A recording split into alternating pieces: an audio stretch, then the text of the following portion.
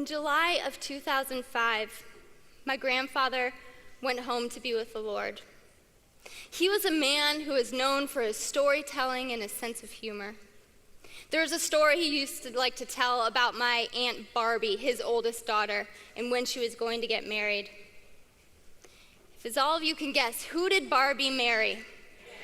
Yes, my aunt and uncle were Barbie and Ken.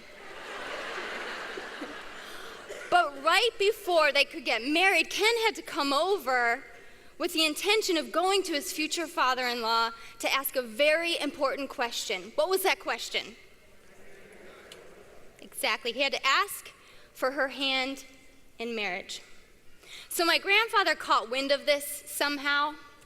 So when Ken came over, they sat down in the living room, and Ken had just graduated from law school. So with his best eloquence, he worked the conversation over to that question, "Can I marry your daughter?" And right before he popped the question, my grandfather stood up, and he excused himself, and he went to the kitchen, and he made himself a bologna sandwich. The thing is he never came back. So Ken is like walking around the house looking for my grandfather. And he finds him in the living room in front of the TV eating a bologna sandwich. So again, Ken sits down, tries to work the conversation over to that while he's competing with the TV now. And once again, when he's about to pop the question, my grandfather gets up and excuses himself. And this went on all day. Poor Ken. You would have thought he would have had some sort of idea of what kind of family he was marrying into.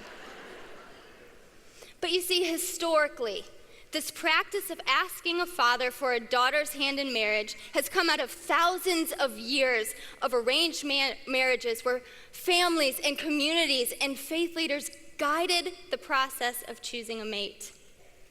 This morning, I gave a 2-hour overview of a course for singles called How to Avoid Falling for a Jerk. We teach singles, thanks.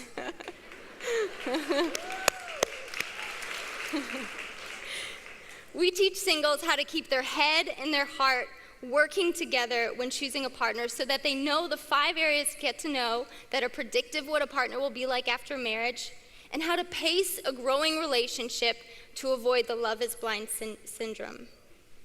You see, the reason singles so desperately need a course like this is because there is little to no guidance system for singles like there used to be. There's been this huge shift from family guidance to individual choice. Individual freedom has gone way up. Families used to guide and direct the choices of a partner because they believed that when you marry an individual, you also marry a family. This belief that families marry families was at the heart of this system. How many of you out there who are married believe families marry families? Oh yeah. How do you marry a family? You marry the relationships, right? You marry the family in your partner's head. You marry the family living in your basement.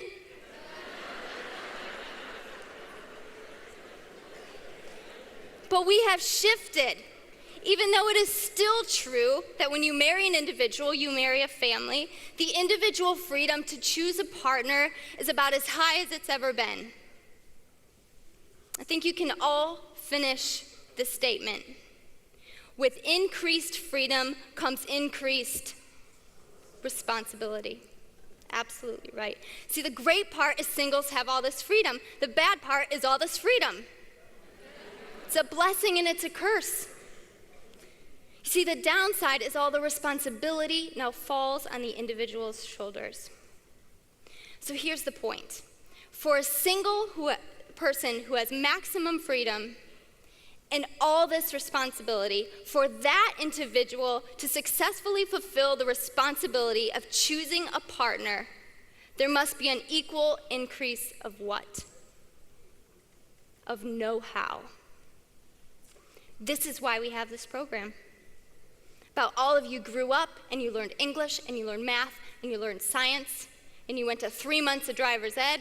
You drove around for hours practicing with your terrified parents. But when it comes to choosing someone, to spend the rest of your life with.